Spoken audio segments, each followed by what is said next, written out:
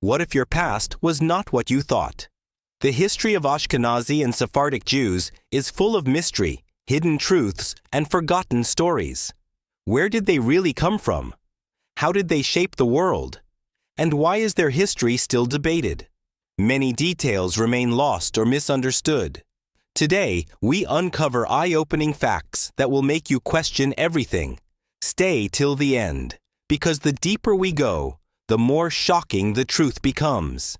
Imagine walking through the ruins of an ancient city, the wind whispering through crumbling stones that once held the secrets of a lost civilization. This is where the story of the Ashkenazi and Sephardic Jews begins. Not in one place, but across continents. Carried through time like an unbroken thread, their origins trace back to the ancient Israelites, a people who once thrived in the land of Canaan, later known as Israel.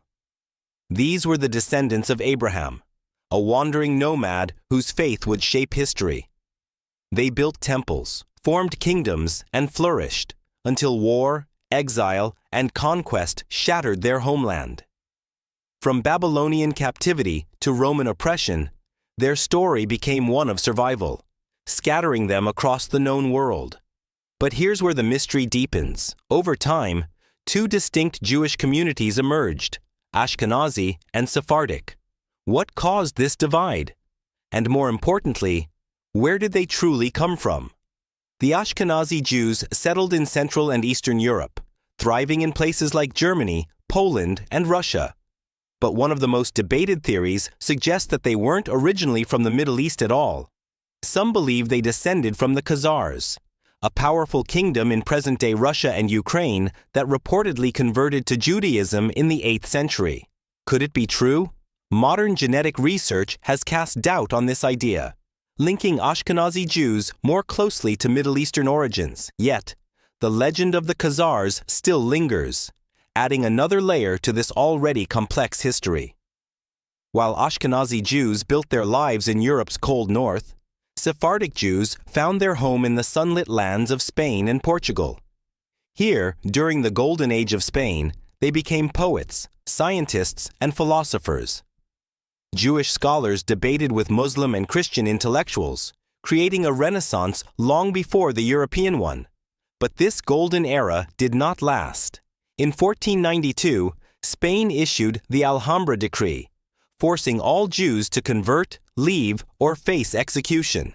Families who had lived in Iberia for centuries suddenly became exiles, wandering into the Ottoman Empire, North Africa, and beyond. Two peoples, two journeys, one shared fate, endless survival in a world that tried to erase them. History is full of moments that shine like gold, brief, brilliant, and unforgettable. For the Sephardic Jews, that golden moment was Spain, a land where their minds, art, and culture flourished like never before. But history is also cruel, and just as quickly as the sun rises, it sets. When the Sephardic Jews arrived in the Iberian Peninsula, they didn't just survive, they thrived. They became scholars, poets, and physicians, their wisdom shaping the very fabric of Spanish society. In the heart of Córdoba, Maimonides, a Jewish philosopher and doctor, wrote ideas so powerful they would influence medicine and philosophy for centuries. In Granada and Toledo, Jewish astronomers and mathematicians worked alongside Muslims and Christians, translating ancient texts and pushing the limits of human knowledge. For a time, they were more than just a community. They were a force, respected, powerful, a golden thread woven into the grand tapestry of Spain's history. As Christian rulers tightened their grip on Spain, old fears and prejudices resurfaced. The same people who had once been praised for their intellect were now seen as outsiders. Whispers turned into accusations. Accusations turned into laws. Laws turned into something far worse. And then came the decree that shattered everything. 1492, the year of the unthinkable. On a warm spring day in 1492, Queen Isabella and King Ferdinand signed the Alhambra Decree, one of the most devastating orders in Jewish history. Every Jew in Spain was given a choice: convert, leave, or die. Centuries of legacy were erased in an instant. Families packed their lives into small bags, forced to abandon the homes their ancestors had lived in for generations. Some fled to Portugal, only to face another wave of persecution years later. Others sailed into the unknown, seeking refuge in the Ottoman Empire, North Africa, or the distant lands of the Americas. But the saddest part?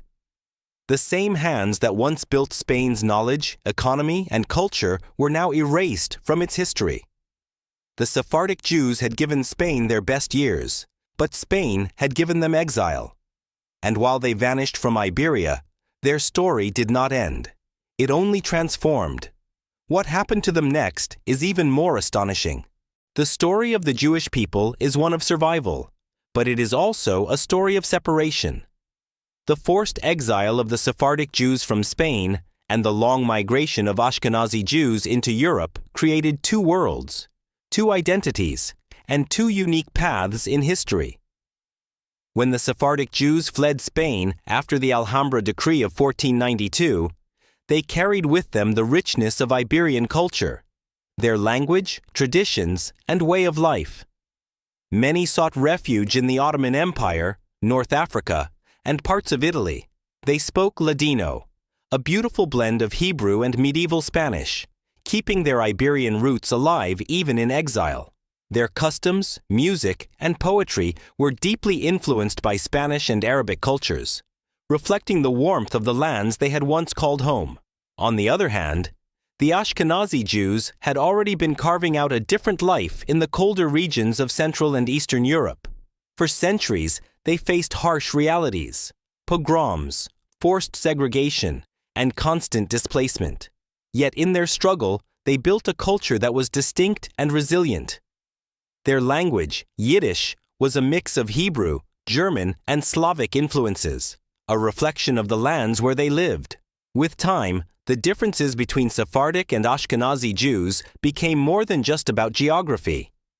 Their religious customs, interpretations of Jewish law, and even food evolved in separate directions. Sephardic Judaism maintained many traditions from Spain and was influenced by Islamic and Mediterranean cultures. Their synagogues were often filled with music, their prayers melodious, and their traditions rich with warmth. Ashkenazi Judaism, shaped by centuries of hardship in Europe, developed a stricter, more structured approach to religious life, focusing on study, discipline, and resilience. Even food told a story. While Sephardic Jews enjoyed olive oil, rice, and spiced dishes, Ashkenazi Jews adapted to their cold environment with potatoes, bread, and dairy-heavy meals. But despite their differences, their struggles were the same: persecution, displacement, and survival. For centuries, their paths rarely crossed. But in the modern world, something remarkable is happening. A new chapter is being written, a reunion of lost brothers. And it is changing Jewish history once again. History has a strange way of building and breaking civilizations. It lifts people to the heights of glory, only to throw them into the depths of despair. The story of the Sephardic Jews is one of brilliance and betrayal, of reaching greatness in Spain and Portugal, only to be cast out like strangers in the very land they helped build. For centuries, the Iberian Peninsula, modern-day Spain and Portugal, was more than just a home for the Sephardic Jews. It was their promised land, a place where they weren't just tolerated but celebrated. Unlike in many parts of Europe, where Jews were treated as outsiders, the Muslim rulers of Al-Andalus saw them as partners in progress. Sephardic Jews became physicians, scholars, merchants, and poets, their influence shaping the very fabric of society. Jewish astronomers studied the stars, their calculations guiding sailors and merchants across vast seas. Jewish doctors revolutionized medicine, translating ancient Greek and Arabic texts and developing new treatments that saved countless lives. Jewish philosophers, like Maimonides, bridged the gap between faith and reason, writing works so profound they still inspire thinkers today. Their impact wasn't limited to science and philosophy. Sephardic poets crafted verses that rivaled the greatest Arabic and Spanish literature. Their synagogues, filled with music, warmth, and learning, reflected a culture deeply connected to both its Jewish heritage and the world around it. For a time, they were not just survivors, they were architects of civilization. But golden ages never last. As Christian forces slowly reclaimed Spain from Muslim rule in the Reconquista, the atmosphere shifted. The very people who had helped build Spain's prosperity were now seen as threats. Suspicion grew. Old prejudices resurfaced. The Catholic monarchs, Queen Isabella and King Ferdinand, were determined to unite Spain under one faith, and for them, that meant no room for Jews. Then came 1492, a year that would change Jewish history forever. With a single stroke of a pen, the Alhambra Decree was signed. It was simple yet devastating. All Jews must convert to Christianity, leave Spain, or face death. The same country where Sephardic Jews had flourished for centuries now turned its back on them. Families were torn apart. Businesses were abandoned overnight. Entire communities, once vibrant and full of life, vanished in an instant. Imagine what it must have been like. Parents telling their children that they had to leave the only home they had ever known. Elderly men and women, too weak to travel, left behind to face the cruelty of the Inquisition. Merchants, once respected, now begging for passage on crowded ships. And those who stayed? Many were forced to convert to Christianity, becoming conversos, Jews in secret, hiding their faith from the church. But even conversion did not guarantee safety. The Spanish Inquisition hunted them down, accusing them of practicing Judaism in secret. Thousands were tortured, imprisoned, and burned at the stake. For those who left, the journey was brutal. Many fled to Portugal, only to face expulsion a few years later. Others found refuge in the Ottoman Empire, where Sultan Bayezid II famously welcomed them, recognizing their value and offering them a new home. Some reached North Africa, Italy, and even the distant Americas, carrying their traditions, language, and memories with them. But something had changed. They were no longer just Sephardic Jews of Spain. They were now wanderers, a people in exile, forever searching for a place to belong, a legacy that refused to die. And yet, the story does not end in tragedy. Despite everything, the loss, the exile, the betrayal, the Sephardic Jews refused to disappear. They rebuilt their communities in new lands, preserving their language, Ladino, their music, and their faith. They became merchants and diplomats, bringing their knowledge to the world. Some even rose to power in their new countries, proving that their legacy could not be erased. Spain may have closed its doors on them, but history remembers. Because the truth is, the Sephardic Jews never truly lost their home. They carried it with them, in their traditions, their culture, and their unbreakable spirit. And as we look at their journey, we must ask ourselves, the answer lies in the next chapter, a tale of survival, reinvention, and the unbreakable bond between the Sephardic and Ashkenazi Jews. Their paths were separate, but their fate was always the same. The Sephardic Jews had lost their home in Spain, scattered like leaves in the wind, carrying their culture and traditions into new lands. But they were not the only ones. While the Sephardic Jews found themselves seeking refuge in the Ottoman Empire, North Africa, and the Mediterranean, another Jewish community was already fighting for survival in a completely different world. The Ashkenazi Jews of Central and Eastern Europe. Their story was not one of golden ages and intellectual flourishing. It was one of struggle, resilience, and an unbreakable will to endure. The Ashkenazi Jews had settled in what is now Germany, Poland, and Russia centuries before the Sephardic exile. Unlike their Sephardic brethren who had enjoyed a period of acceptance, Ashkenazi Jews faced immediate suspicion and exclusion. They were given a home, but always as outsiders. Cities confined them to small, overcrowded quarters known as ghettos.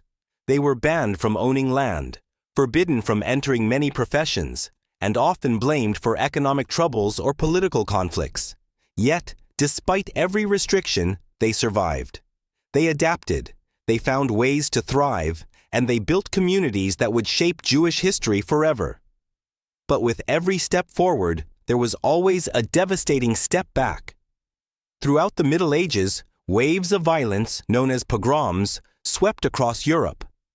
These were not just acts of discrimination, they were massacres.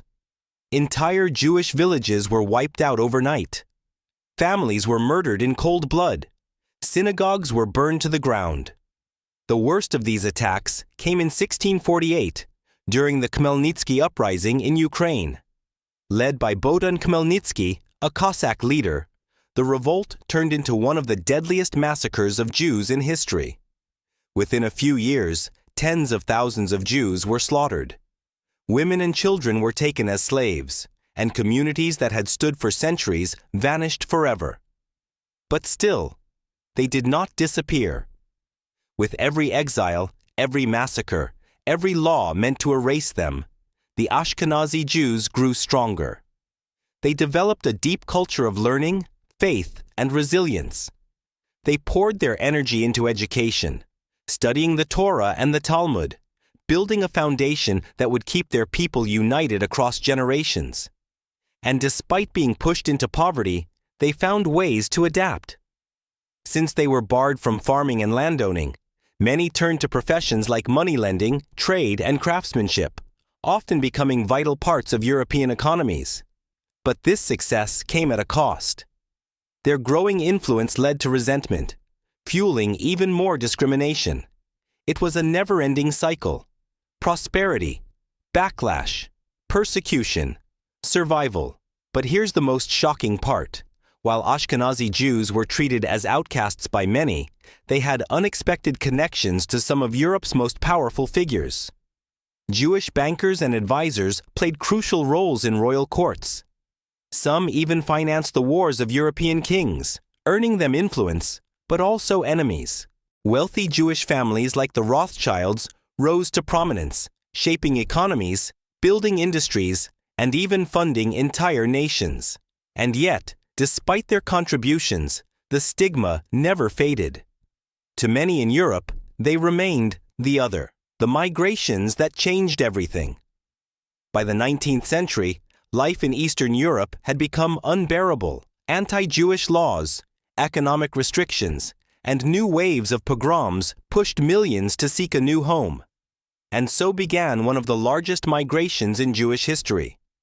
Millions of Ashkenazi Jews left for America, Western Europe, and Palestine, carrying their traditions, their struggles, and their unbreakable spirit with them. In America, they found new opportunities but still faced discrimination. In Palestine, they laid the foundations for what would later become modern Israel. They had spent centuries fighting for survival in Europe, but now they were writing a new chapter, one of hope, renewal, and rebuilding. And while Ashkenazi and Sephardic Jews had lived separate lives for centuries, their destinies were about to collide once more. Would they remain divided forever? Or was the Jewish world about to reunite? The answer would change history. And it still shapes the world today. The Ashkenazi and Sephardic Jews had spent centuries in exile, wandering from land to land, carrying their traditions and memories like fragile glass. They had seen golden ages, only to watch them shatter. They had built communities, only to be driven out. They had survived persecution, only to rise again, stronger, wiser, and more resilient. But there were stories within their stories, histories that were never told, legacies that faded into whispers. What happened to those who disappeared into the shadows of history? What secrets still remain hidden beneath the weight of time? When the Sephardic Jews were expelled from Spain in 1492, their world collapsed overnight. Their homes, their wealth, their very identity as Iberian Jews were erased. Many found themselves wandering through Europe, facing rejection wherever they turned. But then, an unexpected invitation arrived. "Spain's loss is our gain," the Sultan reportedly said, as Jewish refugees arrived in Ottoman lands. Unlike Europe, where Jews were treated as outsiders, the Ottoman Empire saw their value. Sephardic Jews were given new homes in Istanbul, Thessaloniki, and Izmir. They were allowed to practice their faith freely, build synagogues, and even hold positions of power. They became merchants, doctors, and advisors, breathing new life into Ottoman trade and culture. For the first time in centuries, they were not just tolerated, they were needed. But their Spanish past never left them. They still spoke Ladino, a mix of Spanish and Hebrew. They still cooked the same foods, sang the same songs, and kept their Sephardic identity alive, even as the world around them changed. They had escaped persecution, but they had not escaped time. Today, the once great Sephardic communities of the Ottoman Empire have faded. Many migrated to Israel, France, and the Americas. The Ladino language is dying, spoken only by a few elders. Their history, once so vibrant, is slowly slipping away. But what about those who never left Spain? Some Sephardic Jews, rather than face exile, chose to stay and convert to Christianity. They became known as conversos or Marranos, Jews in secret, Christians in public. To the world, they were Spaniards. But behind closed doors, in candlelit rooms, they still whispered Hebrew prayers. They still lit Shabbat candles, pretending it was just a habit. They still passed down Jewish traditions in hushed voices, teaching their children never to forget who they really were. The Spanish Inquisition was relentless. They hunted conversos, suspecting them of practicing Judaism in secret. Thousands were tortured, burned at the stake, or forced to flee. The fear was so great that over generations, many conversos truly forgot their Jewish roots. Even today, in Spain and Portugal, there are families who suddenly discover Jewish traditions in their homes. A grandmother who won't mix meat and dairy, a family recipe with Passover roots, a surname linked to Sephardic ancestry. Some of these descendants, after centuries of separation, are now returning to Judaism, reconnecting with a history that was stolen from them. But perhaps the greatest mystery of all lies in the question of the lost Jewish tribes. Long before Ashkenazi and Sephardic Jews existed, the original 12 tribes of Israel were scattered across the earth. 10 of those tribes vanished, their fate unknown. Some believe they were absorbed into other nations, their identities erased by history. Others claim they survived, hidden in remote corners of the world.